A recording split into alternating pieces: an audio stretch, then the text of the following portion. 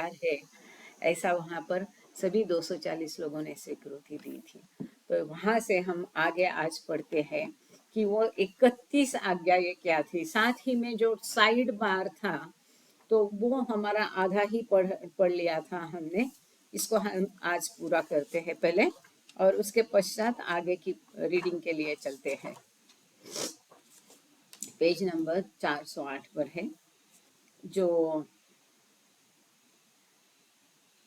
बाबा's dictation to the women मंडली।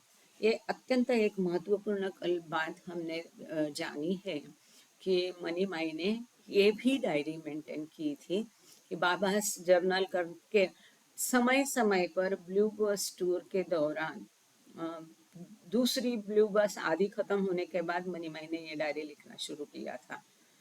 और समय समय पर ब्लू बस के दौरान बाबा ने महिलाओं को जो लेक्चर्स दिए, डिस्कोर्सेस दिए, उसके लिए खास एक सेक्शन मणिमाई ने लिखा था, अलग डायरी की थी। और उस डायरी के ऊपर मणिमाई ने लिखा था कि बाबा ने स्वयं, कोई बहस नहीं की है, बाबा का खुद का नहीं वगैरह। आजकल जाने दो, अभी वो सब नेगेटिव हो जाएगा कुछ बोलने जाएंगे तो बाबा ने स्वयं अल्फा बोर्ड पर डिक्टेशन दिए थे। और इस डिक्टेशन के जो है महिलाओं को दिए थे गैदरिंग्स के दौरान, ब्लू बस टूर के दौरान। और ऑल वुमेन मंडली देन स्टेइंग विद द बाबा, बाबा के साथ जो महिला मंडली रहती थी उनको बाबा ने समय समय पर ये डिस्कोर्सेस दिए थे। तो जाहिर है उनके रहन सहन में आपस में कुछ कभी उनका बेबनाव होता होगा, कोई चीज़ होती होगी, उसके अनुसार इसको में कई सारी सूचनाएं बाबा ने आज्ञाएं दी होगी। तो इसमें हम कल आधा ही पढ़ा था, आगे का पढ़ते हैं इस विषय में। और इस चीज़ को हमको ढूंढना पड़ेगा, अगर कहीं मिलती है तो ये ध्यान रखना पड़ेगा। पेंसिल नहीं लेके बैठे, चलो। The notes were recorded between June 29, ये भी हमने पढ़ लिया था। In addition to notes made while Baba and the women were on the road, it includes descriptions of Baba's must work, his work with the German Shepherd puppy warrior, explanations of the 7 names of God, and comments about the progress of World War II, as well as many discourses and notations about the women's daily lives. महिलाओं का दैनंदिन दिनक्रम के बारे में कई सारी सूचनाएं थी, सुझाव थे, आज्ञाएं थी। साथ ही में अत्यंत महत्वपूर्ण, मतलब दूसरा महायुद्ध के बारे में जो प्रगति हो रही थी उसके बारे में, जो बाबा ने 7 नाम दिए थे उसके बारे में भी बाबा ने काफी सारा स्पष्टीकरण दिया था। और जो जर्मन शेफर्ड था उसके बारे में, साथ ही में मस्त कार्य के बारे में भी बाबा ने इसमें टिप्पणियां दी है। तो this will be very important, आप लोग भी ढूंढते रहिएगा कि कहीं ये अगर मिलता है। From Baba's dictation on alphabet board during informal talks at gatherings of all women मंडली then staying with बाबा, ऐसा उसका ये है। आगे पढ़ते हैं इसमें।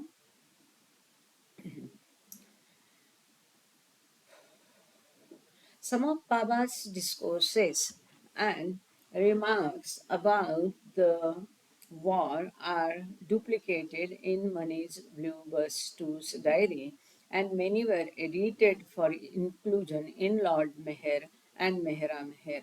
तो काफ़ी सारे जो युद्ध के बारे में टिप्पणियाँ हैं, इसको मनीबाई ने अपनी ब्लू बस टूर डायरी में भी लिखी है। और इन चीज़ों को मेहरा मेहर किताब में और लॉर्ड मेहर में भी मनी माई की डायरी से ही लेकर के इन किताबों में इसको इंक्लूड किया है, समाविष्ट किया है। The 355 page diary is in very good condition and is now preserved in the Avatar Meher Baba Trust Archive document collection at Mehrabad, India. मतलब आर्काइव में इसको सुरक्षित किया गया है, आर्काइव में ये उपलब्ध है। तो अब ऑनलाइन है क्या देखना पड़ेगा। बाबा's डिक्टेशन टू द वुमेन मंडली, जून 29, 19 40। यदि अगर ये ई बुक में अवेलेबल नहीं है तो बिल्कुल कृपा करके आप लोग भी ईमेल डाल दीजिए अवतार मेहर बाबा ट्रस्ट को, और इस डायरी को, जैसे कि ई बुक में काफ़ी सारा उपलब्ध कराया है इस बार इन लोगों ने, तो उसमें इस डायरी को भी सम्मिलित किया जाए, ऐसा सुझाव डेफिनेटली आप लोग दे सकते हैं, और वो करेंगे अगर अभी तक नहीं की है तो। The following day Baba began again discussed the impending orders. Mani recorded his comment in a brand new envelope diary called Baba's Dictation to the Women Mandali. Baba gave the women one last chance to back out before he issued the orders. Now, anyone who says no, leave me for good without arguing. I won't argue but say, you leave me now. तो ये हमने कल देखा कि अगर किसी को नहीं करना है तो अभी भी तुम बैकआउट कर सकते हैं। नो वन डिड, के कोई पीछे हटा नहीं, but as if to refuse the severity of his warning he took the woman to Soros Talkies 2 days later to see the cartoon feature Gulliver's Travels। तो ये हमने कल देखा था। अब वो जो 31 आज्ञाएं है, इसके मतलब हेडिंग ही है 31 ऑर्डर्स। अच्छा, यहाँ पर फुट नोट काफी सारी है, 3 फुट नोट है। Mani did not record Baba's doomsday talk, ये हमने देखा। Even though the blue bus remained parked at Mehrabad when Baba and the women traveled to and from Ranchi, Mehra refers, ये भी हमने देखा था। वेंकोबा Rao was young Bangalore man। अच्छा, इसका रेफरेंस आगे आएगा। सो ये 31 आज्ञा ये कौन सी है, ये अभी हम देखते हैं। Baba departed for Ranchi at 1:40 p.m. on Wednesday, July 3rd, accompanied by Muhammad, Chatti Baba, and Shariat Khan, as well as Baidul, Kaka, Vishnu, Chanji, Neelu, Donkin, and 2 boys, Venkoba Rao and Krishna. इन लोगों को लेकर के बाबा दोपहर के 1:40 को रांची के लिए Mehrabad से 3 जुलाई को निकल गए। अब यहाँ 2 फुट नोट है, वो दोनों भी हम पढ़ेंगे, फिर आगे का पढ़ेंगे। रांची के लिए यहाँ लिखा है, even though the blue bus remain parked at Meherabad when Baba and the women travel to and from Ranchi by rail. तो यहाँ इनका कहना है जब बाबा और महिला मंडली रांची गए तो ब्लू बस को यहीं पार्क किया था, लेकिन Mehera Meher refers to this trip to the third blue bus tour. This is very important reference. Mehera Meher में इस टूर को तीसरी ब्लू बस टूर करके लिखा है, and Rano included its route on her maps of the tours. तो रानो जो पूरा मैप रखती थी टूर का, तो रानो ने लिखा है कि ये तीसरी ब्लू बस टूर है, उसने भी अपने मैप में इंक्लूड किया है। परंतु Heather Nadel refers to this journey as blue bus tour as well. तो यहाँ हम देख रहे केवल 9 दिन बाबा मेहराबाद में रुके हैं, और 9 दिन के पश्चात तुरंत बाबा निकल पड़े रांची। महिलाओं को, काफी महिलाओं को बाबा ने साथ में लिया, साथ ही में पुरुष थे और मस्त भी थे। अब कोई कोई इसको ब्लू बस टूर ही कह रहा है, तो कोई इसको, मतलब सभी ने इसे ब्लू बस टूर ही कहा है। द वेफेयर, हेदर नेडल भी कहती है ब्लू बस ही थे। The Wayfarers designates it as one of Baba's special must tours। लेकिन वेफेयर में डॉक्टर डॉन्किन कहते हैं कि ये बाबा की खास मस्त टूर थी। मस्तों को बाबा ने इसमें सम्मिलित किया था, मस्तों से संपर्क करके उनके द्वारा दूसरे महायुद्ध का कार्य बाबा चलाने वाले थे, चला रहे थे। आगे हम देखेंगे ये अद्भुत वर्णन। इसीलिए डॉक्टर डॉन्किन कहते हैं वेफेरस में कि ये खास मस्त की टूर थी, और बाकी सब जगह इसको ब्लू बस टूर कहा गया है। यात्रा वही है, इसको सेग्रेगेट कहाँ करना है, इस विषय पर यहाँ चर्चा हो रही है।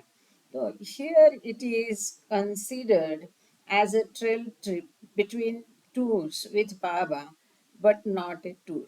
तो इसको यहाँ पर एक बस रेल से यात्रा की गई है, क्योंकि ब्लू बस को मेहराबाद में रख दिया गया था। अब वो काम नहीं दे रही थी, काफी दिक्कतें आ रही थी, और ये लोग ट्रेन से चले गए। चूंकि वो ट्रेन से चले गए, इसलिए इस किताब में उसको ब्लू बस टूर नहीं कह के एक रेल यात्रा कहा है। अब तीसरी जो फुटनोट है वे वेंकोबा राव करके है। वेंकोबा Rao was a young Bangalorean who had been hired to distribute flyers advertising the foundation laying ceremony at Bairamangla. Baba invited him to Mehrabad to work in the Mast Ashram. तो हमने देखा बैरामंगला में जो भूमि पूजन समारोह हो गया था वहाँ के सेंटर का, उसमें काफी सारे प्राउचर्स बांटे थे, लिफलेट्स बांटे थे। तो इसको वितरित करने के लिए वेंकोबा राव को एंगेज किया था, तो वो लड़का था। अभी इसी को बाबा ने आगे कंटिन्यू करके मस्त कार्य की जिम्मेदारी उसके ऊपर बाबा ने सौंप दी गई है। आगे चलते हैं। Also accompanying him were 21 women. ए बाबा के साथ और 21 महिलाएं थी। वो कौन कौन थी? मेहरा, मनी, नाजा, खोशद, सुनामासी, वालू, काकू, बानूबाई, नगीस कोतवाल्स पैटर्नल आंट, केटी मतलब केटी ईरानी मतलब डॉक्टर गौहर की बहन, जो कि ब्लू बस में भी थी। करीब करीब ब्लू बस के सभी थे। Mansari, Khaman Masi, Sultoon Daula, Nargis, Elizabeth, Norina, Nadine, Rano, Kitty Kitty Davy, की के आई डबल टी वाई आता है तो किटी देवी, और के आई सॉरी के ए टी आई ई आता है तो के टी ईरानी, और किटी देवी, ऐसा थोड़ा डिफरेंस है। Margaret Craske and Irene Billo as well as the toddlers Jangu and Adi. In his grandmother's absence, Jangu became Khosrow's responsibility. तो उसकी अभी नानी नहीं थी, दादी नहीं थी, तो इसकी गैर मौजूदगी में जंगू की जिम्मेदारी बाबा ने खुर्शद पर डाली थी। लेकिन देखो इन बच्चों को बाबा हमेशा अपने साथ रखते थे। बाबा also brought a few servants, साथ में थोड़े नौकर भी लेके गए। The blue bus must have heaved a mighty sigh of relief when Donkin recorded public buses were hired to transport everyone to the station in Ahmednagar, ladies separate naturally. तो doctor डॉन्किन कहते हैं कि ब्लू बस में चूंकि ये लोग नहीं गए, तो ब्लू बस ने एक राहत की सांस छोड़ी होगी, और क्योंकि इनको मेहराबाद से अहमदनगर स्टेशन ले जाने के लिए भी पब्लिक बस एंगेज की थी। उस समय ये प्रचलन था शादी ब्याह के लिए, ट्रिप के लिए, किसी के लिए जो एसटी महामंडल है ना महाराष्ट्र का, तो इसमें से किराए पर बसें मिल जाती थी। तो ऐसे मेहराबाद से अहमदनगर रेलवे स्टेशन पर उनको महिलाओं को लेके जाने के लिए खास बस की अरेंजमेंट की थी, और महिलाओं को अलग से सेपरेटली उनकी यात्रा होने वाली थी। They enjoyed a tea break in the refreshments room before the time came to board. तो ट्रेन पर चढ़ने के पहले थोड़ा समय था, तो वहाँ पर जो वेटिंग रूम है अहमदनगर स्टेशन पर, आपने देखी होगी, आप लोग कई बार रुके भी हो गए आते जाते में, तो वहाँ पर महिलाओं ने थोड़ा चाय किया गाड़ी में चढ़ने के पहले। तो यहाँ आज ब्लू बस टूर ग्रुप में मैंने एक लेटर जो है, छोटी नोट है जिस पर बाबा का दस्तखत है, तो ये नोट बाबा ने चांजी के लिए लिखवाई थी, और इसमें दस्तखत बाबा ने स्वयं साइन किए हैं, सिग्नेचर किया है। जुलाई 1940 में बाबा ने ये चांदी को नोट भेजी थी। थोड़ा डिफिकल्ट है पढ़ना। आप में से कितने लोगों ने ब्लू बस टूर में ये नोट को देखा है? 2-3 लोगों का तो मुझे पर्सनली रिप्लाई भी आया, ये क्या है करके, तो मैंने बोला भी आज की रीडिंग में हम इसको देखेंगे। किसने किसने देखा है ब्लू बस टूर में? आप यस, शशि श्रीवास्तव जी, और किसने देखी है ब्लू बस टूर में जो आज पोस्ट की है इस नोट को? ज्यादा तो ब्लू बस टूर में डालते नहीं, पेजेस डालते नहीं है, तो इसको आपको देखते रहना चाहिए, नहीं तो बेकार की मेहनत है। केवल 2 या 6 या लोगों के लिए ही ये सब कुछ होता है, जो भाग्यवान है। तो ये नोट है, डियर चांद जी, रिसीव्ड योर लेटर। शशि जी आप इसको पढ़ लीजिए। बाय द 40 टिकट्स इन बॉम्बे। तो चांद जी को लिखा है कि आपका पत्र मिला, बम्बई में 40 टिकट खरीद लो। आई एम सेंडिंग ₹900 विद रूसी ईरानी। तो बाबा कहते रूसी ईरानी के हाथ में मैं 900 रुपए भेज रहा हूँ टिकट खरीदने के लिए। की प्रॉपर अकाउंट, हिसाब बराबर रखना। What is what is definitely settled about, definitely settled about, बराबर ना?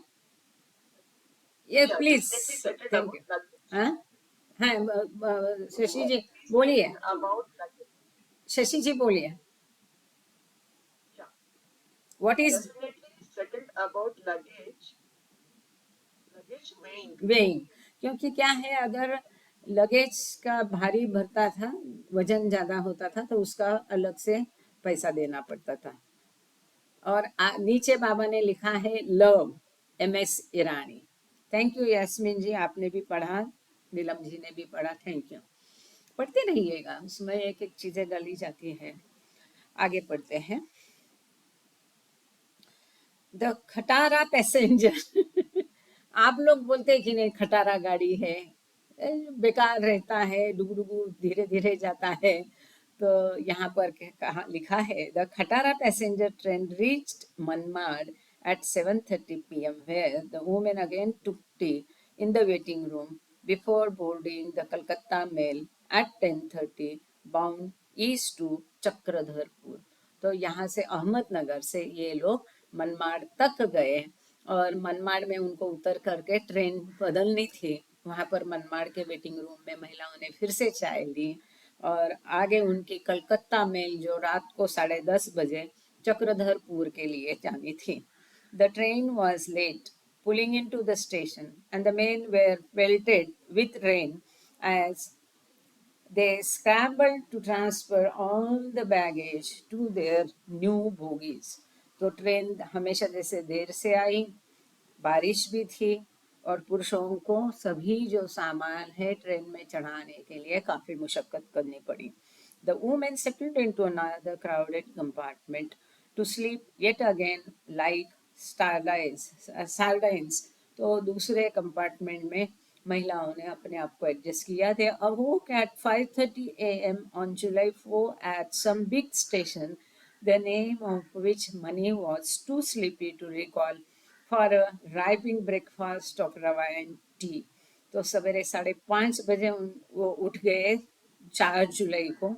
मनी कहती है कोई तो भी बहुत बड़ा स्टेशन था, लेकिन वो इतनी नींद में थी कि उसको बेचारी को याद नहीं रहा कि ये स्टेशन का नाम क्या था। देखो, ये सब बाबा के साथ जाने का, आने का, ख्याल रखने का, बाबा की आज्ञाओं का पालन करने का, साथ में डायरी मेंटेन करने का, ये आसान काम नहीं था। Definitely she had to be alert, yes, all the time. तो वहां पर उनको रवा और चाय, मतलब हलवा ना, जिसको शीरा बोलते, तो ये रवा और चाय का नाश्ता उनको वहां पर दिया गया। आज दीपावली है, यहाँ NPR में अभी शाम की चाय के साथ शक्कर पाले बोलते ना, शंकर पाले हम कहते हैं, इसको दिया गया।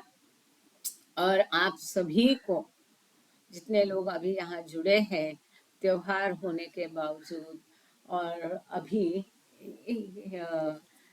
पूजा का शाम का कुछ समय होगा, मेहमान ये सब, इसके बावजूद आप सब लोग, त्योहार होने के बावजूद, क्या लक्ष्मी पूजन होने के बावजूद, आप सब बाबा के प्रेम में उनकी बातें सुनने के लिए यहाँ उपस्थित है। तो आप सबको प्रेम भरा जय बाबा, और बहुत आभार। ये ऐसे ही चलते रहने दीजिए, क्योंकि सबसे अहमियत है दिवाली, दशहरा, ये क्या आएगा जाएगा दुनिया वाली बातें हैं। है कि नहीं? मुझे कोई आज पारसी, वहां जब हम गए ना, 1 मिनट में रिचार्ज करना भूल गई तो चार्जिंग चालू करती, बटन नहीं लगाया। मेहरबान। तो बस में जब जा रहे थे मेहराबाद, तो एक पारसी ने पूछा, अरे आप हिंदू होके भी ये आप त्योहार नहीं है? मैंने बोला ये त्योहार से बढ़कर है, बाबा के घर जाने को मिलता है ना, बाबा के यहाँ आना है, बाबा के साथ रहना, इससे बहुत बढ़कर कोई और पूजा और त्योहार नहीं हो सकता है। तो फिर भी आप सभी को दीपावली की शुभकामनाएं देती हूँ, क्योंकि वो औपचारिकता रखने के लिए। आगे चलते हैं। The woman settle हो गया, चाय रवा हो गया. The weary entourage reached Chakradharpur at 2:45 a.m. on Friday, July 5th, where they waited 2 hours to board the buses that would deliver them to Ranchi, another 80 miles to the north. तो अगले दिन 5 जुलाई को रात को 2:45 को ये लोग चक्रधरपुर पहुंचे, और वहां पर फिर उनको बसेस में जाना था उत्तर की तरफ, 80 मील की दूरी और भी उनको तय करनी थी, इसके लिए वो बस में चढ़ गए। But not even public transportation was exempt from the mishaps that plagued Baba and the women throughout the tours. They had to stop for 2 punctures along the way and did not reach Ranchi until 8 a.m., where they settled into the bungalow that Baba had secured for them. तो जैसा हमने देखा कि blue bus tour काफ़ी दिक्कत थी, हमेशा puncture होती थी, उसको रख देना पड़ता था, इसके लिए इस बार बाबा ने ब्लू बस टूर को आराम दिया, और ये सारा दल बाबा और उनके साथ थी ट्रेन में चले गए, और वहाँ से जहाँ तक ट्रेन संभव है उसके आगे तो बस में जाना पड़ेगा, पब्लिक बस में गए, लेकिन ये बस भी ये मुश्किलों का सामना इस बस में भी इनको करना पड़ा। इस बस को भी बार बार पंक्चर होते गए, और अंततः सवेरे यस 8 बजे ये लोग पहुंच गए, और फिर बाबा ने उनके लिए जो भी बंगला रिजर्व रखा था वहां पर वो गए। Donkin called the woman's red brick bungalow a bit faded and grandiose, though not big, and the men's quarters not good, but good enough. We are all mucking in together in the servants' quarters, but it is not comfortable. तो डॉन्किन जो है आम तौर पर हम देखते हैं वो बहुत बड़े घराने से थे, रईस थे, पाश्चात्य देश से थे, तो डेफिनेटली उनकी जो इस चीज़ रहन सहन की जो उम्मीदें हैं अलग होती होगी। अब बाबा के साथ जो महिलाएं प्रवास करती थी, रहती थी आश्रम में, ये तो किसी भी हालत में किसी भी तरह से, जैसे हमने देखा कि वो जो 4 महिलाएं हैं बाबा के साथ इतना पैदल चलना, रास्ते पे सो जाना, आमराई में पेड़ के नीचे सोना, कहीं नहा रहे हैं, कहीं खा रहे हैं, कहीं कुछ भी नहीं, फास्टिंग हो रहा है, ऐसे हालत में ये लोग तैयार थे। तो डॉन्किन ने वर्णन किया है कि ये महिलाओं का जो बंगला था ये ईंटों से बना हुआ था, बहुत बड़ा नहीं था, बहुत डल था, पुरुषों का उससे थोड़ा बेहतर था, पर बस थोड़ा सा ही बेहतर था। किसी तरह से हम लोग वहाँ पर सर्वेंट्स क्वार्टर में एकदम सारे घुस गए, इकट्ठे रह गए, यहाँ भी आरामदायी नहीं था। 11 men, including Baba, were crowded into a block of 7 diminutive little rooms in a corner of the garden. वो बंगले के कोने में गार्डन थी, गार्डन के कोने में ये सर्वेंट्स क्वार्टर्स जैसी 7 छोटी छोटी खोलियाँ थी, इसमें ये 11 जन और बाबा भी साथ में किसी तरह से एडजस्ट हो गए। Ranchi lies on a granite प्लेटू। अब डॉन्किन वर्णन करते हैं रांची का। वो लिखते हैं, Ranchi lies on a granite प्लेटू about 2000 feet above sea level, and the emerald patchwork pattern of rice fields is broken by clumps of trees and occasional bosses, outcroppings of granite. तो वो लिखते हैं 2000 फीट की ऊंचाई पर ग्रेनाइट का ये पठार था और यहाँ पर पूरे चावल के खेत खलियान थे। बीच बीच में कहीं इस खेतों में भी पेड़ थे और बीच बीच में पथरीले पहाड़ भी थे। The house taken for Baba's stay, although it belonged to a Rani, was one of those half forgotten places that are neither in the open country nor in the town itself. तो डॉकिन कहते कि बाबा और महिलाओं के लिए जो बंगला बुक किया था वो भले एक रानी उसकी मालकिन थी, लेकिन जैसा होता है कि उसको लेकर के वो भूल गए थे, रख रखाव अच्छा नहीं था। ये ना ही शहर में था, ना ही वो कहीं देहात में ओपन कंट्री में था, ऐसा मतलब बीच बीच में। It's front faced a road and its back garden petered out into the rank weeds at the edge of a rice field. तो उसके बंगले के सामने रोड था और पीछे चावल के खेत खलियान थे। The only redeeming feature was a boss of clean granite about 100 feet high, immediately to one side of the garden, which gave a sense of something unusual to an environment that was not particularly interesting. तो ये जो बंगला था रानी का जहाँ पर रहने का इंतज़ाम किया था, तो उसमें खास ऐसे अट्रैक्टिव कोई भी चीज़ नहीं थी, ना ये शहर में था, ना ही ये अब खुले जगह पर था। और यहाँ पर एक ही चीज़ थी, वो ग्रेनाइट का बहुत बड़ा एक स्टेज जैसा एक कोने में बनाया था, उतना ही एक थोड़ा माहौल को अलग एक लुक देके इंटरेस्टिंग बना रहा था। Mani was somewhat more pleased, calling the situation of the bungalows most accommodating, with topping view around, hips of wild flowers, frogs, and dewdrops, snakes। तो मनी इसका वर्णन करती है, वो लिखती है, डिस्क्राइब करती है। वो कंप्लेनिंग नेचर महिलाओं का होता ही नहीं था। तो इसके लिए मनी कहती है कि ये बहुत सिचुएशन सुहानी थी, अच्छी थी, बहुत बढ़िया खेत खलियान का नज़ारा था, कई सारे जंगली फूल अगल बगल में थे, मेंढक थे और सवेरे के 2 बिंदु रहते वो भी है, साथ में सांप भी थे। मतलब कहने का तरीका देखो, एक ही चीज को 2 व्यक्ति जिस प्रकार से कह रहे हैं, कहीं भी तकरार का सुर नहीं है।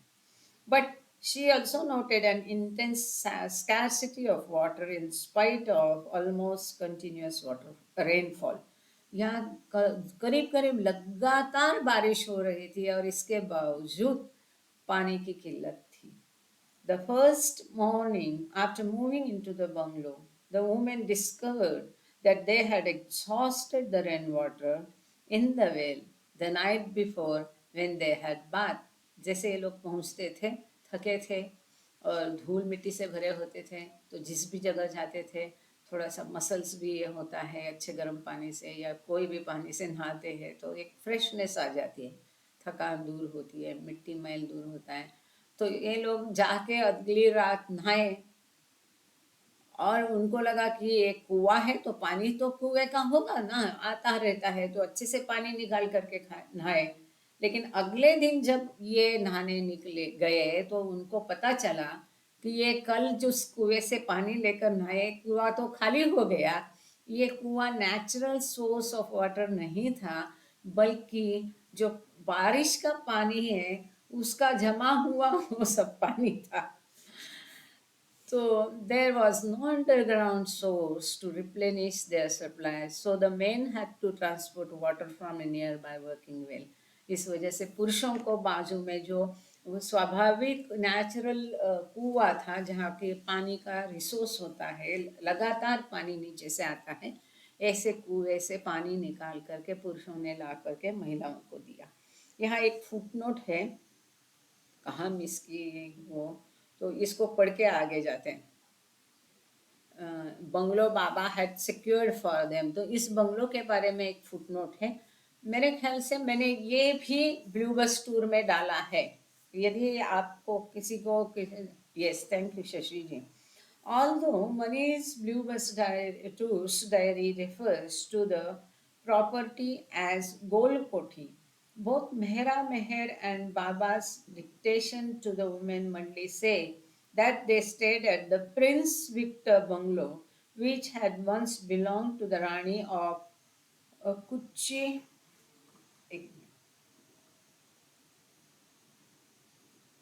कुछ बिहार, आई एम सॉरी, ये कभी कभी ऐसा होता है, तो क्योंकि फुट नोट वैसे भी छोटी रहती। तो यहाँ मनी ने अपनी एक डायरी में लिखा है कि गोल कोठी नाम के बंगले में रहे, शायद वो गोल होगी, तो मनी का अपना तरीका था, वो खुद ही नाम दे देती थी बाबा जैसे। और ये प्रिंस विक्टर बंगलो था।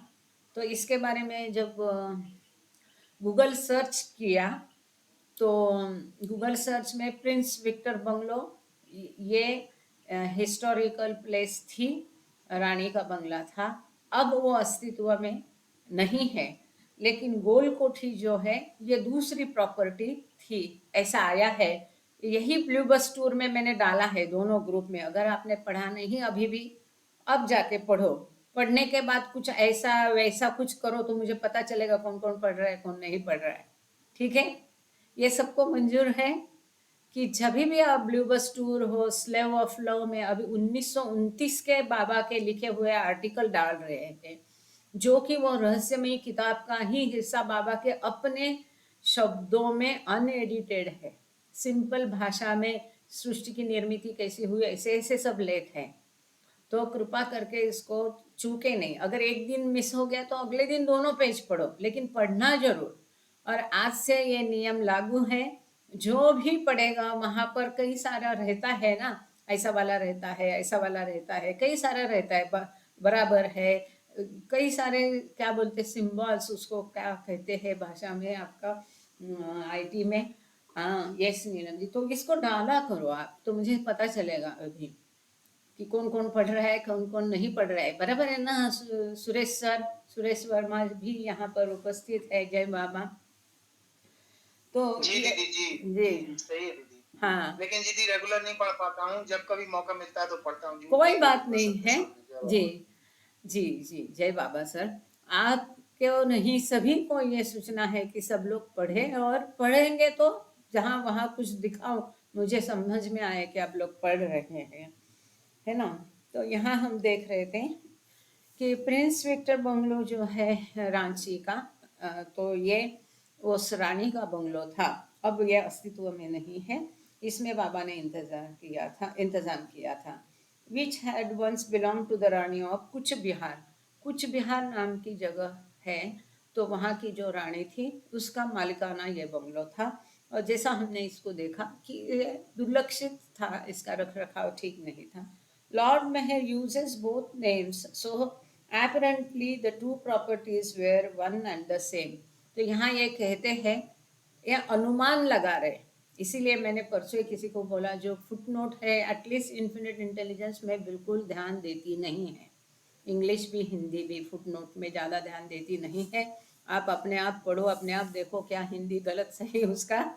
पर अब जैसा इन्होंने कहा है कि लॉर्ड मेहर में इसी बंगले को कभी गोल कोठी कहा है, कभी प्रिंस विक्टर बंगलो कहा है। तो इनका कहना है कि ये हो सकता है संभवतः दो जगह है, लेकिन पहले, इसके पहले के चैप्टर में भी इसका जिक्र आया था कि प्रिंस विक्टर बंगलो में रहने की सुविधा, माँ बाबा रहे पुरुषों के साथ, ऐसा जिक्र था। और गूगल में अगर देखते हैं तो गूगल कहता है ये दोनों अलग जगह है। एनीवे आगे चलते हैं। First one after moving the bungalow the women, yes ये हो गया। Chanji rarely call this kinds of, अच्छा मुझे एक मालूम करना है, कृपा करके बताइए फिर मैं भूल ना जाऊं, कि ये ब्लू बस टूर किताब किसके किसके पास है।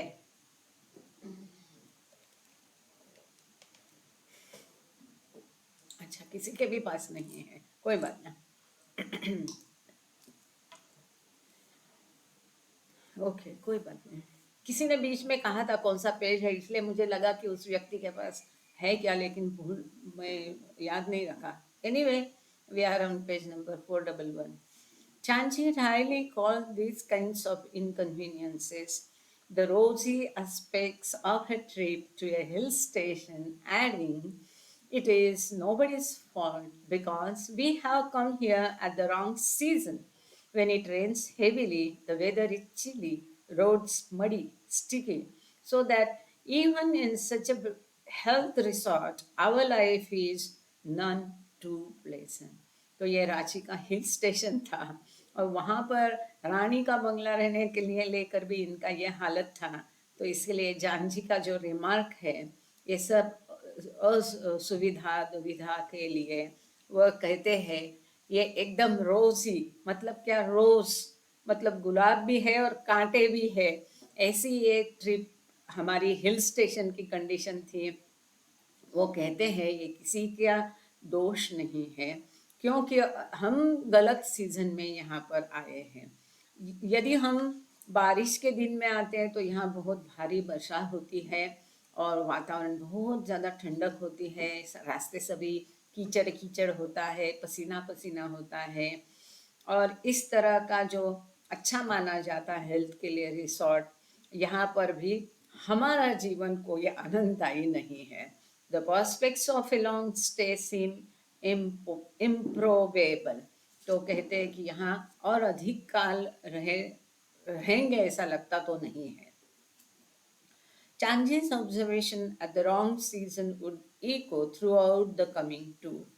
तो ये जो हम गलत समय पर आए, ये जो चांजी का रिमार्क है तो ये पूरी यात्रा में आगे आएगा ऐसा यहाँ लिखा है। Baba discourage the women from complaining. अब महत्वपूर्ण हिस्सा आता है। ये देखो हमारी मेहर रेणुका समाधि की ड्यूटी करके अब आई होगी और सवेरे भी ये समाधि ड्यूटी पर थी। जय बाबा। तो बाबा ने महिलाओं को यहाँ एक अच्छा खासा प्रवचन दिया। अब वो महत्वपूर्ण है सुनना। Baba discouraged the women from complaining about the conditions in Ranchi with a lengthy discourse, reminding them to bear in mind the relative ease of their life when compared to the horrific circumstances many people were facing. तो महिलाएं जो इतना खराब वहाँ पर माहौल था इसके बारे में तकरार कर रही थी रांची में, तो बाबा ने एक लंबा प्रवचन उनको दिया और उनको याद दिया कि ध्यान रखो इस युद्ध के कारण इस संसार में कई लोग जिन हालात से गुजर रहे हैं उनसे तुम्हारे हालात कई अच्छे हैं, ये ध्यान रखो। This is the way to look at our conditions. Anything, any time, anywhere. कभी भी हम जीवन में, चाहे वो सेहत का मामला हो, पैसे का हो, दुनियादारी का हो, आराम का हो, कोई भी चीज़ हो, हम जिस भी सिचुएशन में अगर है, हम में से हर कोई, वो अच्छी सिचुएशन है, बुरी है। एक तो पहली बात हमें सबको पता है, हमेशा वो दिन कायम नहीं रहते, बदल जाता है। दूसरी सबसे महत्वपूर्ण बात है, बाबा हमेशा इसको कहा करते थे, प्रैक्टिकल है ये एक्चुअली, प्रैक्टिकल स्पिरिचुअलिटी या practicality in spirituality, what ever you call, कि ऐसे हालत में हमसे बदतर हालात जिनके हैं उनको हमें देखना है, उनके बारे में सोच के वो कंडीशन, वो सिचुएशन को जानकर फिर हमें हमारे बारे सोचना है। अगर मेरा हाथ दर्द करता है तो मुझे सोचना है, अरे वो देखो अपाहिज, उसको तो हाथ ही नहीं, इससे तो कम से कम मेरा हाथ थोड़ा बहुत भी है तो सही, है कि नहीं। तो हमसे अगर बीमार है तो उसको देखना है कि चलो कैंसर वाला देखो कितना पीड़ा में है, अगर कोई कैंसर वाला है तो उसको देखना है चलो कम से कम मैं सांस तो ले रहा हूँ। तो इस प्रकार से हमसे खराब हालत में, सिचुएशन में जो है उनको देखकर हमें सोचना है कि हम उससे कितनी अच्छी स्थिति में है। और ये हालात है ना, कई बार जो गरीब लोग रहते हैं, फुटपाथ पर रहते हैं, झुग्गी झोपड़ी में रहते हैं, इतनी कंडीशन खराब होती है उनके, आज कमाएंगे तो आज खाएंगे, फिर भी आप कभी भी देखो ये इतने खुश होते हैं, चेहरा प्रसन्न हंसमुख रहता है, वो कभी चिंता नहीं करते हैं। और फिर भी उनको देने की दानत रखते हैं। अगर एक ही रोटी उसके पास है, वो भूखा है, तो भी सामने वाले को देगा कि चलो मैं बाद में खा लूंगा, या मिलेगा तो मिलेगा। इस प्रकार से वो लोग होते हैं। इसलिए बाबा कहते हैं, मैं उनमें ज्यादा रहता हूँ, उनके साथ रहता हूँ, उनमें रहता हूँ जो गरीब है, जो दुर्बल है। तो इस प्रकार बाबा महिलाओं को कहते हैं कि अपने हालात पे रोना मत रो। तुमसे बदतर हालात में जो लोग हैं उनको देखो आज विश्व में, तो तुम्हें पता चलेगा तुम कितने अच्छे माहौल में रह रहे हैं। तो ये बाबा का डिस्कोर्स महत्वपूर्ण है, हम पढ़ेंगे। Consider the pitiable plight and condition of the people in Europe where war is going on. Consider especially the refugees who have left their homes and were driven like cattle from place to place to save their lives from the conquering hordes who were following them like shadows of death. बाबा उनको कह रहे हैं, ये युद्ध का स्थिति थी उस समय में। तो बाबा कहते हैं कि यूरोप में अब युद्ध के कारण जो एकदम दयनीय स्थिति है लोगों की, उसके बारे में सोचो। उन लोगों के बारे में सोचो जिनको अपना अपने लोग, अपना देश, अपना घर मकान छोड़ के रिफ्यूजी, क्या कहेंगे उसको, रिफ्यूजी मतलब स्थलांतर करना पड़ा। शरणार्थी। हाँ जी, शरणार्थी। हाँ शरणार्थी, या जो हद पार करके आते हैं, जैसे पाकिस्तान से सिंधी लोग आए थे ना, तो हम एनीवे एक अच्छा शब्द है, कोई बताए। तो ये जो है खास करके ये जो रिफ्यूजीज है, शरणार्थी है, जिनको अपना घर से उनको बाहर निकाला जाता है, एक जानवरों जैसे उनको एक जगह से दूसरी जगह में फेंका जाता है, अपनी जान के अलावा उनके पास कुछ भी नहीं रहता है एक जैसे। और इसके साथ में मृत्यु साए जैसे उनका साथ करती है, किसी भी समय उनको मारा जा सकता है।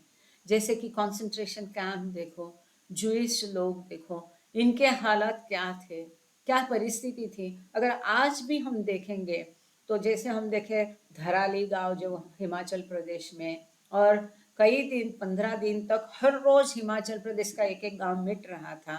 या इस साल जो बहुत बाढ़ आई तो लोगों के मकान, खेत खलियान, जानवर, अपने लोग, यहाँ तक खेत की मिट्टी तक बह गई, कुछ भी नहीं बचा, लोगों का कपड़ा नहीं, बर्तन नहीं, कुछ भी नहीं। This is I opening situation, जिसको मेरा मेरा करके हम लालच करके इकट्ठा करते हैं। ऐसी हालत आती है तो पल भर में सब नष्ट हो जाता है, कुछ भी नहीं है उनके पास। बाबा उनको कह रहे, in their condition even the necessities of life, like food and drink, were considered secondary. They are homeless, without a roof over their heads, thrown into open streets or fields, starving, with nothing to cover themselves except what they have on their person. तो बाबा इनको कह रहे हैं कि ऐसी स्थिति में जीवन की जो मुख्य जरूरतें हैं, जीवन आधार जिसको हम कहते हैं, मूलभूत जरूरतें जैसे कि अन्न और पानी, वो भी उनको नहीं नसीब होता है, वो भी उनके लिए सेकेंडरी है। फर्स्ट क्या है, जान बचाना है उनके लिए। वो होमलेस है, बेघर हो गए हैं, उनके ऊपर छत नहीं है, सहारा नहीं है, खुले मैदान और खेत खलियान में वो भूखे मर रहे हैं, उनको ढकने के लिए भी कुछ भी नहीं है। बदन पर जो कपड़े हैं उनके साथ जो वो भाग गए या बच गए वही उनके साथ है। आपने यूट्यूब में या न्यूज़ में अभी कई लोगों का ये सुना होगा कि कुछ भी नहीं बचा, वो महिलाएं रो रो के बता रही, जो बदन पे कपड़े हैं बस इतने ही बचे हैं। Compared to them, आगे बाबा कहते हैं, people in India are far better off, in spite of the dreadful news of war every day and the economic and general trade depression that the war was brought on all, and the consequent financial stringencies all over. People in India can move about at will and leisurely, even going out for recreation in the open gardens or seashore, and entertain themselves by going to the movies or to music and dance halls. तो बाबा compare कर रहे महिलाओं को, लंबा lecture बाबा ने दिया। बाबा कहते हैं इस प्रकार की भयानक युद्धों की खबरें आए दिन आ रही है, इस प्रकार का माहौल है, आर्थिक और पूरा जनरल जो व्यापार है पूरा ठप्प हो गया है। इतनी भयावह वो कंडीशन थी, अपने इतिहास में उसको पढ़ा हो गया। इसके चलते जो आर्थिक है, बहुत सारी पाबंदियां है, पूरा संसार इसकी चपेट में इतनी भयावह रूप से आया है। इसकी तुलना में अगर हम बाबा कहते भारत में हम देखेंगे तो अभी भी भारत इतना प्रभावित नहीं हुआ है। लोग यहाँ अभी भी आराम से फ्रीली स्वतंत्रता से जहाँ चाहिए वहाँ घूम सकते हैं, बाहर जा सकते हैं, यहाँ तक कि मनोरंजन के कार्यक्रम कर सकते हैं, बगीचे में जा सकते हैं, समंदर किनारे जा सकते हैं, यहाँ तक कि नाटक सिनेमा देख के अपना मनोरंजन भी वो कर सकते हैं। वास्तव में ऐसे हालात वहाँ थे क्योंकि अवतार हमारे पास में था। आफ्टर, आगे बाबा कहते हैं, after August of this year conditions will worsen. Developments in the war will take a serious turn, become complicated, and the flames will spread far and wide until the war will embrace not only the whole of the West but also the East. लेकिन बाबा कहते हैं आगे अगस्त से और भी भयावह स्थिति होने वाली है। ये युद्ध के कारण जो भी गतिविधियां हो रही है, ये बदलाव हो रहे हैं, अचानक एक गंभीर रूप ले लेंगे और वो अत्यंत क्लिष्ट हो जाएगा। और उसकी जो फ्लेम्स है, उसका जो परिणाम है तो सब दूर पहुंचेगा और हर कोना विश्व का वो अपने चपेट में ले लेगा। केवल पश्चिम नहीं परंतु पूरब भी इस युद्ध के इन भयावह परिणामों की चपेट में आ जाएगा। Besides, a time will come when people will even forget the war and the terrible destruction it has caused in life and property, for there will be further disasters more voracious in their destructive power, like plagues and pestilences, fire and famine, floods and earthquakes of immense magnitude and force, all of which will take more toll of life and property than machine guns and bombs. तो बाबा ने एक प्रकार से एक prediction कर दिया था ये कुछ भी नहीं है, इससे भी ऐसा समय आएगा कि लोग इस भयावह युद्ध और उसकी स्थिति को भी भूल जाएंगे। इतनी भयावह स्थिति तब आएगी, इतना भयंकर विनाश होगा, महाविनाश होगा जान माल का, कि जहाँ पर और अधिक नाश होगा, जो बहुत ही विनाशकारी शक्ति का एक प्रलयंकारी प्रत्यंतर वहाँ पर होगा। जैसे कि प्लेग है, पेस्टिलेंसेस, आई एम सॉरी मैंने अर्थ देखा नहीं है, किसी को पता है तो लिख देगा। पेस्टिलेंसेस, PESTILENCES, और आग होगी, अकाल होगा, बाढ़ होगी, भूचाल होगा, वो भी इतनी गहरी मैग्नीट्यूड का, तीव्रता का भूचाल होगा, उसकी बहुत ताकत होगी, इतना कि इसमें वो कई सारों को अपने चपेट में उनकी जान माल को लेगा। जो इसकी भूचाल की हालत और इन सब विनाशकारी जो स्थिति है, इसकी पावर ताकत इतनी होगी कि मशीन गन और बॉम्ब से भी अधिक विनाशकारी ये होगा। Then too, civil wars will complicate the political situations among nations and make things even more chaotic until it will create a deadlock. इतना ही नहीं, तो इसके साथ साथ सिविल वॉर मतलब अंतर्गत गृह कलह जिसको कहते हैं, इस देशों में अंतर्गत कलह जैसा कि दूसरा एक जिसे रिबेलियंस आते हैं, है ना, बंडखोर आते हैं, तो उस प्रकार से अंतर्गत कलह होके और ये स्थिति क्लिष्ट बनती जाएगी, कॉम्प्लिकेट बनती जाएगी। राजकीय स्थिति देशों के बीच में क्लिष्ट और भयावह होगी, जिससे कि ये सारी जो गड़बड़ है, कैओटिक है, ये उथल पुथल में और ये उथल पुथल बढ़ जाएगी और एक नया डेडलॉक शुरू होगा। Even millionaires will be starving for food, there will be chaos everywhere and all will be helpless. लखपति भी होगा तो भी अन्न खाने के लिए उसके लाले पड़ जाएंगे। इतना chaos होगा, अंधाधुंध होगी, गड़बड़ी सब जगह होगी, हर कोई असहाय होगा, ऐसी स्थिति होगी। But when the women assured Baba that they were happy with their accommodations, he admitted to being somewhat less pleased. This bungalow is very fine, he explained. ये सुन के बीच में कोई महिला ने बोल दिया, फिर वो महिलाएं जब बोली कि ठीक है Baba, okay, we are happy with the accommodations, ये जो हमारा रहने का प्रबंध आपने किया है इससे हम खुश हैं। तो इससे भी बाबा बहुत खुश नहीं हुए, लेस प्लीज, थोड़ा सा उनका ये हो गया। और बाबा कहते हैं नहीं, वी आर फाइन नहीं, ये बंगलो बहुत अच्छा है। बाबा कहते this bungalow is very fine, ये बंगला बहुत अच्छा है। ऐसा आगे बाबा एक्सप्लेन कर रहे हैं। आगे हम बाबा का लेक्चर पढ़ने के पहले ये जो हम सब ने पढ़ा है कि बाबा को पता है ऐसा होगा, बाबा की संवेदनाएं भी है। इसके बावजूद आप कहोगे कि ईश्वर होने के बावजूद ये ऐसा क्यों होने देते हैं? इसका रीजन भी बाबा ने बताया है कि जब ऐसे मौके आते हैं तब मनुष्य को ये जो विनाशक है, जो भी जान माल हम जिसको जीलो जान से संभालते हैं, भौतिकता, ये इटर्नल नहीं है, शाश्वत नहीं है, लेकिन नाशवंत जीवन और जीवन की सारी जो चीजें हैं ये किस प्रकार से नाशवंत है, इसका एहसास तब मनुष्य को, जब एकदम गहन तकलीफ में मनुष्य होगा, तभी उसको यह एकदम दिल पर लग जाता है कि ये कहीं कुछ तो होना चाहिए जो विनाशकारी नहीं है।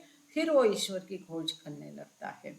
ऐसी स्थिति में जो कष्टकारी है, मनुष्य एक दूसरे की सहायता करने दौड़ता है और इस प्रकार से मनुष्य के अंदर के जो उदार गुण है, अच्छे गुण है, वो उभर कर बाहर आते हैं, जिससे कि उसके आध्यात्मिक प्रगति होती है।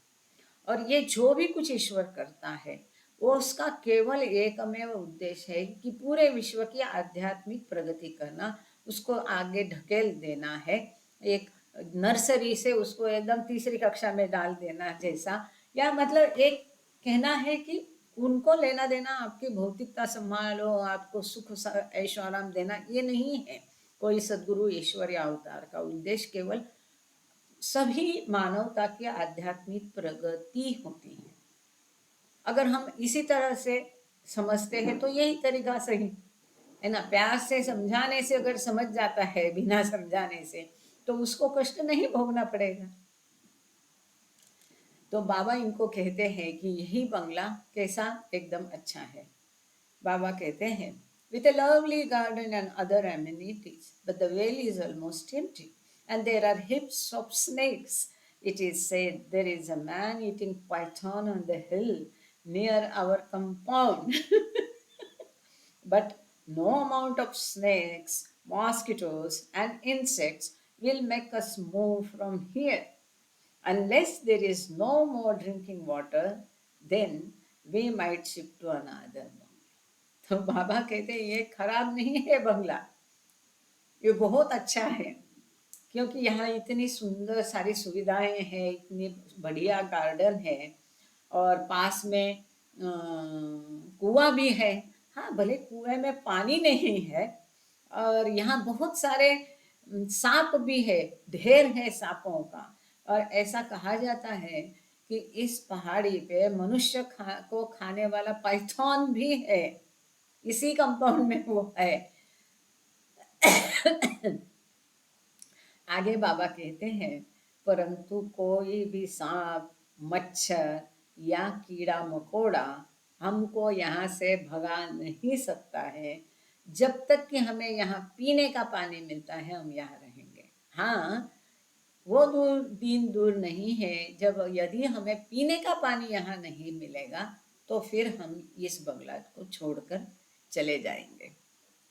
I do not move from a place for nothing. Just consider how, with such a large party and such heavy baggage, I have been traveling, and think what it costs. तो बाबा महिलाओं को समझा रहे हैं, ऐसे ही मैं यहाँ से वहाँ दूसरी जगह पे नहीं जाता हूँ।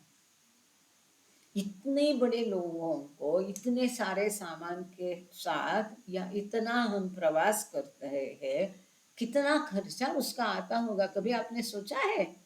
बाबा उनको कह रहे हैं, वी हैव टू सिट और stand cramped in the train or bus like pieces of luggage. तो बाबा उनसे कह रहे हैं, या तो हम खड़े होंगे या बैठेंगे, ट्रेन हो, बस हो, अड़चन में इधर घुमसकट करके सामान के टुकड़े जैसे बिखर जैसे हम बैठेंगे, लेकिन यात्रा करेंगे।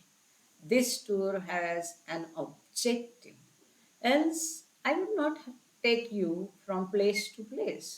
In these journeys you are harassed, and so am I. But for my work, I have to do it. तो बाबा महिलाओं को समझा रहे, ये कोई प्लेजर ट्रिप नहीं है।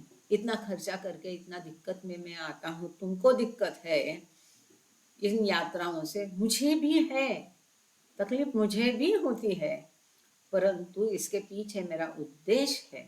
ऐसा इस जगह से दूसरी जगह तुम सबको मैं लेके जाता हूँ, मैं भी परेशान हूँ, परंतु वो मेरे कार्य के लिए है जो कि मुझे करना ही होगा।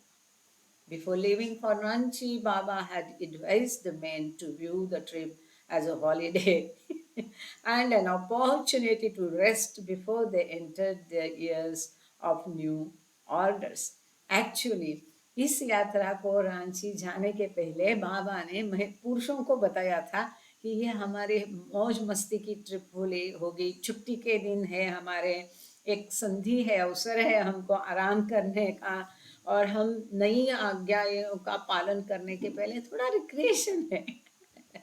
But the splendid time Baba promised never materialized, and in any case, the men had been with him long enough by now not to be misled by such beguiling words. तो लेकिन जैसे हम देखते हैं, इतने सुंदर प्रॉमिसेस बाबा ने दिए थे, इसमें से कोई भी खरा उतरा नहीं है, एक भी नहीं।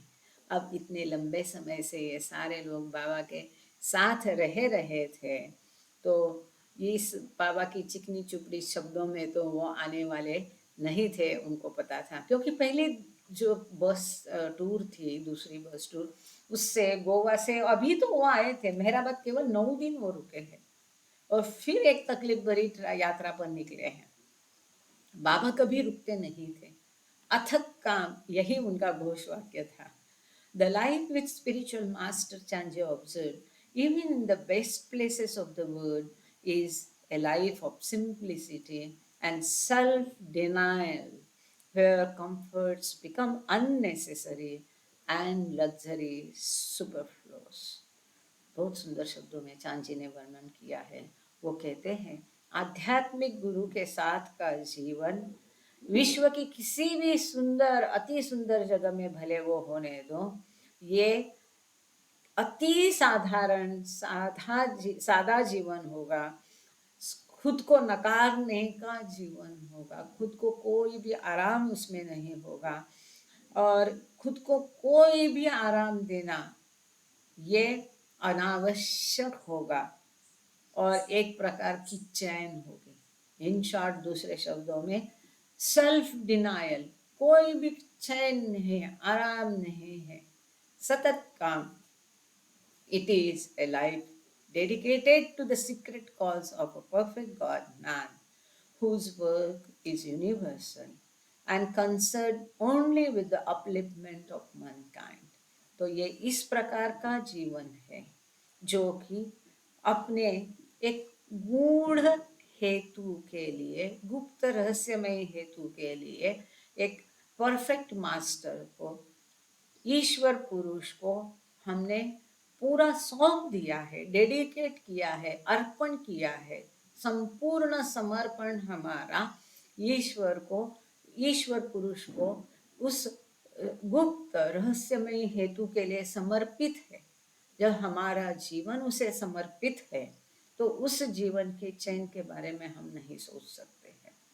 और इस ईश पुरुष का कार्य क्या है? वो पूरे विश्व से संबंधित है, पूरी मानवता के उत्थान के लिए उसका कार्य है। उसके साथ हमें कार्य करना है, उसको अलाउ करना है, अनुमति देनी है हमें उपयोग करने के लिए, उसकी आज्ञाओं का पालन करना है, उसके कार्य में हाथ बटाना है, और उसका कार्य पूरे विश्व की मानवता के उत्थान के लिए होता है। It had therefore a constant demand on one's capability to stand all trials and suffering. इसीलिए चांद जी कहते हैं, ये किसी एक की जो क्षमता है यातनाएं झेलने की, स्थिति का मुकाबला करने की एक क्षमता है, उसकी हद तक वो पहुंच जाता है। ये डिमांड होती थी किसी, जो कोई उसको अपना जीवन समर्पित करता है, तो ये सतत एक डिमांड होती थी उसकी क्षमता की आखिरी बिंदु तक। It was not easy to stay with Baba, that's why it is said. यही एक बात को हम बचपन से सुनते आए हैं मंडली जनों से, एरेच काका हो, आदि काका हो, महिला मंडली हो, हमेशा वो यही बोलते थे, it was not easy to stay with Baba. वो बोलते थे कि हम शब्दों में उस स्थिति को बयान नहीं कर सकते। साथ ही मेहराबाद के लिए भी वो यही कहते थे कि मेहराबाद रहना आसान नहीं है। आज ही अगर कोई प्रेमी बोल रहे थे कि उनको कुछ खरीदना था यहाँ पर, घर और वो गए मेरनाथ के पास, तो मेरनाथ ने क्या उत्तर दिया वगैरह बोल रहे थे। तो ये वास्तव है, चैन के लिए यहाँ आना नहीं है। यहाँ अगर आना है तो केवल आत्मा के उत्थान के लिए, हर स्थिति का सामना करने के लिए आना है। So it was in Ranchi. इसी प्रकार हर एक की क्षमता का पूरा इम्तिहान वहाँ लिया गया। The rain hardly let up for 3 weeks, and because the rank weeds that Donkin complained of beyond the garden were indeed infested with poisonous snakes, everyone found their movements limited to the compound for the duration of their visit. और इस प्रकार से 3 हफ्ते तक बारिश चलती रही। Rain hardly let up 3 weeks, yes, and because the rank weeds that Donkin complained, जिसके बारे में जो डॉन्किन ने कंप्लेन की थी, वास्तव में वो गार्डन इतना घास वगैरह बढ़ जाता है, तो इतने इंसेक्ट्स, कीड़े वगैरह उसमें होते हैं, तरह तरह के होते हैं, और इस कारण वहाँ पर बहुत जहरीले सांप भी थे, और ये इतना खतरनाक माहौल था। वो कोई घंटी बजा के थोड़ी आता है, सांप अगर आता है तो मैं आ रहा हूँ चलो हट जाओ, इतना धीरे से आएगा कहाँ से तो पता नहीं चलता। इट्स वेरी डेंजरस, बहुत डरावना होता है। तो इतने जहरीले सारे सांपों से वो जगह भरी थी कि हर कोई डरा हुआ था, उनकी सारी गतिविधियों पर, मूवमेंट पे एकदम बंधन आया था। हर कोई केवल उसी कंपाउंड के अंदर ही रहने की कोशिश कर रहा था, बाहर घूमना फिरना वो नहीं जा सकते थे। The eastern women were accustomed to living in close quarters, but the westerners and men chafed at the restrictions. तो पौर्वात्य महिलाओं को आदत थी, उन्होंने अपना वास्तव में संपूर्ण जीवन सारी इच्छाएं भी उनकी बाबा को समर्पित थी। बाबा के अलावा वो कुछ जानते चाहते नहीं थे, तो इनके लिए ठीक था, उनको आदत थी ऐसे अंदर अंदर बंद रहने की। लेकिन पाश्चात्य महिलाएं और पुरुषों को ये हजम नहीं हुआ, इस प्रकार के restriction. Chanji complained in his diary that the men's condition was like state prisoners or rather worse. चांजी लिखते हैं अपनी डायरी में कि पुरुषों की स्थिति जो है सरकार के बंदी जैसी थी, प्रिजनर, कैदी, अंदर ही रहने का, उससे भी खराब हमारी स्थिति थी, कैदी से भी। Thus he lamented, did all dreams of holiday during the tour vanish into thin air? तो ये जो छुट्टी की जो हमारे सपने थे वो हवा हवा हो गए। भले ये हिल स्टेशन था, ये मौज मस्ती का स्टेशन रांची था, लेकिन डाइजेस्टिव नहीं था। It was Baba's intention. और यहाँ पर अगर हम देखते हैं कि इसी साथ में दूसरे महायुद्ध की स्थिति को हम देखेंगे, वहाँ के कैदी देखेंगे, वहाँ पर जो जूस के साथ होता था, कंसंट्रेशन कैंप्स में जो कुछ होता था, या जिस पर हमला बोल दिया है उस नेशन का जिसको पड़ाव होता है, वहाँ की लोगों को कैद करते थे, उनके सैनिकों को कैद करते थे। ये सारा इस स्थिति से मेल जोल खाता है। It was Baba's intention to keep everyone busy. The first attempt on his agenda was to dictate the list of 31 orders to be sent out to the lovers whom he had contacted 3 weeks previously. लेकिन बाबा का कार्य कहीं भी रुका नहीं। एक minute, थोड़ा सा ओके।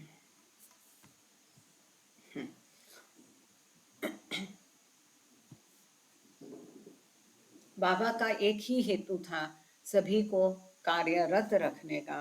उनके लिस्ट पर सबसे टॉप मोस्ट एजेंडा उनके इसमें जो था, तो जिन लोगों ने सम्मति दी है बाबा के कार्य में शामिल होने की, अनुमति दी है बाबा की आज्ञा का पालन करने की, उनको वो 31 क्या ऑर्डर्स है बाबा की आज्ञाएं लिखने भेजना है ऑल ओवर वर्ल्ड उनके प्रेमियों को, जो कि 3 हफ्ते पहले बाबा ने उनसे अनुमति पत्र भेजकर लिखी थी, ले ली थी। ऑल 240 कॉपीज जो हमने कल जिक्र किया, all 240 copies of the list had to be typed individually, after which Baba dictated specific instructions for each person, enumerating the orders to which they should adhere and signing every copy. अब यहाँ देखो, सबके लिए साधारण common आज्ञाएं भी थी। इन addition to that, हर एक की कॉपी कार्बन कॉपी या जेरोक्स नहीं थी, हर एक को हाथ से लिखना था ये आज्ञा। और व्यक्ति परत्वे एडिशनल और कुछ आज्ञाएं होती थी जो बाबा ने कहा जिसकी उसकी क्षमता अनुसार वो उनको कार्य देते हैं। तो उस प्रकार से किसी किसी को इन आज्ञाओं से भी और एडिशनल आज्ञाएं दी जाती थी, उसको भी शामिल करना था। और जिसको भी ये दे जाता है उसको एक कॉपी साइन करनी होती थी। A complete list of Baba's orders can be found in Lord Meher page 2118 और 19। तो इसको हम बाद में, क्योंकि अभी यहाँ मेरे पास किताब तो है नहीं और ऑनलाइन के पेजेस अलग होते हैं, तो घर जाने के बाद ये हम लॉर्ड मेहर से पन्ना ढूंढ के, ऑर्डर्स ढूंढ के, ये आज्ञा ये क्या थी वो ढूंढ लेंगे। Half a dozen of the group, Chanji wrote, both ladies and men, were set to work on this for over 10 days, working continuously for hours. ये साधारण बात नहीं थी। ऐसी जगह 240 लोगों को इंडिविजुअली पत्र लिखना मतलब 240 पेज की किताब लिखने जैसा है। तो महिला पुरुष करके 6-8 लोगों को ये कार्य दिया गया। सॉरी, यहाँ पर भी कीड़े मकोड़े भरपूर है ना मेरा बात में। तो उनको ये कार्य दिया गया था और इस कार्य के लिए सवेरे से शाम तक ये लोग लगे रहे थे। विथ नो टेबल और चेयर टू सिट ऑन। हालत कैसी थी? We work squatting on the floor that was always wet and soiled with 1 or 2 stepping in and out of the room at almost every moment while the wind played mischief and blew a number of papers away. किन हालातों में इनको ये लिखना था ये यहाँ पर बयां किए हैं। कोई टेबल नहीं था, कुर्सी नहीं थी बैठ के लिखने को। वो कहते हैं कि ऐसे ही जमीन पर पालती मार के उनको बैठना था। जमीन गीली थी, खराब थी और इसमें हर समय कोई ना कोई 1 या 2 अंदर आते थे रूम में या बाहर जाते थे हर पल। और इसके साथ में हवा भी अपना काम करती थी, हवा से भी कागज उड़ जाते थे। It was very trying work. ये बहुत ही परीक्षा लेने वाला है ना, ऐसा कठिन कार्य था।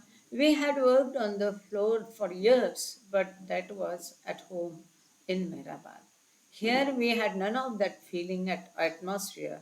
nor any space to move about. वो कहते हैं जमीन पर बैठे बैठ के काम तो हमने बरसों किया है, पर वो मेहराबाद में किया है। यहाँ हमको वैसा होमली एटमॉस्फेयर नहीं लगता है।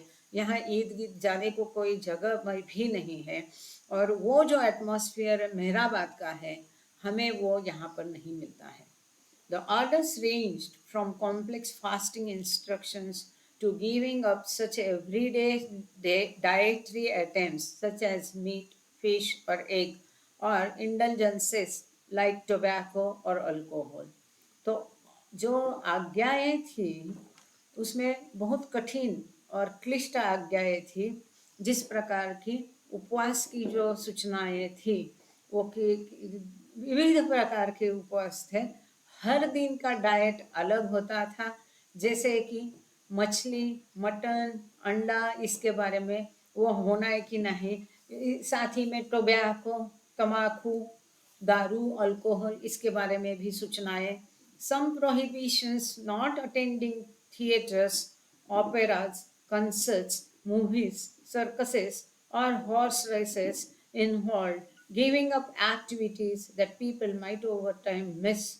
But a few, such as observing silence, not reading, not handling money, or not writing except to sign one's name, promise to be much more challenging. तो मछली, मटन ये खाना नहीं खाना है, तो टोबैको नहीं पीना है, दारू नहीं पीना है, इस प्रकार से सब निषेध थे ही थे, प्रोहिबिशंस। उसके साथ में ही और क्या क्या निर्देश थे, निर्बंध थे, कि जैसे कि थिएटर जाना नहीं, ओपेरा जाना नहीं, कोई म्यूजिक कंसर्ट होगा वहाँ पर जाना नहीं, सिनेमा जाना नहीं, सर्कस जाना नहीं है, हॉर्स रेसेस जाना नहीं। यहाँ तक कि ये सारी जो गतिविधियाँ हैं कुछ समय तक के लिए लोग इसको मिस करेंगे। अरे कुछ लोगों को आदत होती है इन चीज़ों की, हम तो इसके बिना ही रह लेते हैं, हमको कोई फर्क नहीं पड़ता है, पर पाश्चात्य लोगों को इसकी काफ़ी आदत होती है। कई भारतीयों को भी इसकी आदत होती है आए दिन पिक्चर देखना, ये यहाँ जाना वहाँ जाना। लेकिन जो कुछ और आज्ञाएं जो थी, जैसे कि मौन रखना है, कुछ पढ़ना नहीं है, पैसे को स्पर्श करना नहीं है, कुछ भी लिखना नहीं है, तो ये बहुत आह्वानात्मक कार्य था कि कुछ पढ़ना नहीं, लिखना नहीं, पैसे को स्पर्श करना नहीं है। केवल अपना दस्तखत करने के लिए कोई लिख सकता है, बाकी कुछ भी लिखने के लिए मना था। The men's orders involved abstaining from various forms of contact with women and the women's vice versa. तो पुरुषों को काफ़ी सारी आज्ञाएं थी कि महिलाओं को स्पर्श नहीं करना, उनके साथ कोई संबंध नहीं रखना। इसी प्रकार से महिलाओं को भी थी कि पुरुषों के साथ संबंध नहीं रखना, उनका स्पर्श नहीं करना, वगैरह वगैरह। मतलब इन डिटेल हुआ करता था। और इसमें भी फिर अगेन व्यक्तिपरक वो और अधिक इन डिटेलिंग हो जाता था, क्योंकि बाबा तो सभी को जानते थे। Some orders were of an overtly spiritual nature, such as instructions for the repetition of one of the names of God, prayer, meditation, begging, selfless service or pilgrimage, or their opposite, refraining from any religious rituals and observance whatsoever. तो इसके साथ ही अब तक हमने कितने विविध प्रकार की आज्ञाएं देखी है ना, क्या खाना है, नहीं क्या नहीं खाना है, क्या नहीं पीना है, क्या नहीं करना। तो इसके साथ है कुछ जो आज्ञाएं थी आध्यात्मिक थी, वो कुछ सूचनाएं थी, जैसे कि ईश्वर के किसी नाम का जप करना, कितने बार करना, कौन से नाम का करना, प्रार्थना करना है, ध्यान धारणा करना है, भिक्षा मांगना है, निस्वार्थ सेवा करना है, पिलग्रिमेज तीर्थ यात्रा पर जाना है, ऐसा है। लेकिन किसी किसी को इसके विपरीत भी आज्ञाएं थी, कि जैसे कि इन सारी चीज़ों को नहीं करना है, कि कोई तीर्थ यात्रा नहीं जाना है, और किसी प्रकार से सब ये पूजा पाठ नहीं करना, ऐसी भी आज्ञाएं किसी किसी को थी। उसके विपरीत भी आज्ञाएं थी। This is most important point to be noted. Others, like renouncing acts of violence, lying, and stealing, prompt one to wonder who would need to be told not to engage in these kinds of behaviors. और इसके साथ ही बाकी कई सारी ऐसी चीज़ें थी जिसका परित्याग करना था, जैसे कि हिंसा, झूठ बोलना, चोरी करना, ऐसे कि जो खराब चीजें हैं हमेशा के लिए उसका त्याग करना, छोड़ देना है। तो इस तरह से कि इस प्रकार का जो एक बिहेवियर उसका वर्तणूक रहती है, वो उसको आश्चर्य करेगा। अगर चौर्य कर्म करने वाला नहीं है और उसको लिखा कि चौर्य कर्म छोड़ देना जो कोई सतत सत्य बोलता है उसको बोलना, झूठ नहीं बोलना, लेकिन ये आज्ञाएं थी। Chanji observed that Baba's orders set in motion a veritable love parade of the world's greatest disciplinarian in the personality of the Master Meher Baba, with his spiritual band of true lovers, all attention to perform loving and selfless service at whatever sacrifice to themselves, obeying implicitly his will and orders, in the greatest spiritual upheaval the world has ever seen. बहुत सुंदर शब्दों में चांजे ने अपना observation लिखा है। उन्होंने क्या देखा इसमें, क्या नोट किया, क्या निरीक्षण है, वो कहते हैं ये मेहर बाबा की लव परेड थे, प्रेम की यह मेहर बाबा की यात्रा थी, जो विश्व का बहुत सबसे महान व्यक्तित्व था, सबसे महान ये शिस्त का गुरु था मेहर बाबा, और उसके सच्चे प्रेमी भी ऐसे इसी तरह से आध्यात्मिक थे। सभी का ध्यान केवल उसको प्रेम करना और निस्वार्थ सेवा देना इसके ऊपर ही था। जो भी कुछ वो सैक्रिफाइस उसके लिए त्याग कर सकते थे उनको त्याग करना था। उनकी इच्छा और उनकी आज्ञा का आदर करके उसका 100% पालन करना, यही उसके प्रेमी जानते थे। यह अत्यंत आध्यात्मिक उत्थान की बातें थी जिसको विश्व ने पहले कभी देखा नहीं होगा। He also noted that such injunctions were very rarely imposed on a group of disciples, not only living in an ashram and away from the world, but also living in the world with their families and faithfully doing their worldly duties in different occupations. चांजे आगे लिखते हैं, इस प्रकार से की आज्ञाएं बाबा कभी अपने शिष्यों पर नहीं लादते थे। बहुत रेयरली अभावात्मक स्थिति में इस प्रकार की बाबा आज्ञाएं अपने शिष्यों को देते थे। केवल अपने आश्रम के शिष्यों को ही इस प्रकार की आज्ञाएं वो नहीं देते थे, परंतु विश्व में कहीं भी कोई भी अपने परिवार के साथ बाबा के साथ जुड़ा हुआ है, अपनी ड्यूटीज कर रहा है, विविध ऑक्यूपेशन कर रहा है, उसकी उनको अनुमति थी। और इस प्रकार की आज्ञाएं अभी तक कभी बाबा ने नहीं दी थी, लेकिन ये सब उनकी परीक्षा की अतुलनीय घड़ी थी। और बाबा के अटूट विश्वास, प्रेम और बाबा को संपूर्ण समर्पण के साथ उनके ये जो प्रेमी थे वो ये कार्य कर रहे थे। Baba's orders were not for the faint of heart, but no one was expected to follow all of them. While most participants were assigned a specific set of orders, a select few were given the opportunity to choose those to which they would adhere. ये दुबले पतलों का, दुर्बल हृदय वाले का ये काम नहीं था बाबा की आज्ञाओं का पालन करना। दुर्बल हृदय वाले का काम नहीं था। कोई भी इसका अनुकरण नहीं करना है। ये आज्ञा है तो उठ के कोई भी अनुकरण करने, ये भी नहीं है। हालांकि कुछ शिष्यों को एक विशिष्ट आज्ञाएं दी गई थी और कुछ को अवसर दिया था कि वो चयन खुद करे कि कौन सी आज्ञाओं का वो पालन करेंगे। देखो, practical Guru. Everyone was cautioned that between August 1, 1940 and July 31, 1941, no one was to communicate with Baba except in cases of emergency and then by telegram only. साथ ही ये कड़ाई से इस नियम का पालन करना था 1 अगस्त 1940 से लेकर 31 जुलाई 1941 तक कोई भी किसी भी हालात में बाबा के साथ पत्राचार ना करे। कोई अगर इमरजेंसी है तो टेलीग्राम भेजा जाए। Donkin called Baba positively chirpy. By the time the last copies of the orders had been signed, sealed, and sent on their way.